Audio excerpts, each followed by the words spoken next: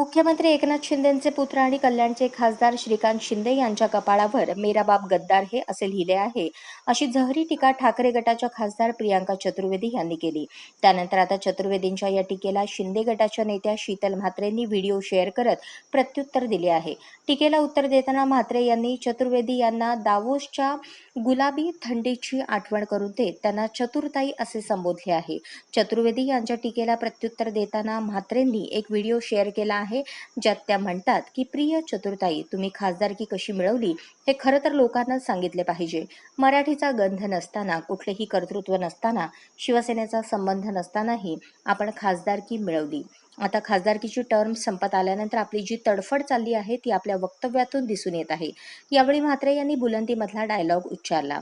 यात त्या म्हणतात, तुम्हाला माहिती नसेल, बिल्ली के दात गिरे नहीं और चली शेर के मुंह में हात डालने, अशीच तुमची परिस्थिती झाली असल्याचे त्यांनी म्हटले आहे. दाऊसला गुलाबी थंडीत तुम्ही काय केले हे लोकांना सांगा. खासदारकी पुन्हा मिळावी यासाठी तुम्ही गेल्या आठवड्यात कुणाकुणाला भेटलात?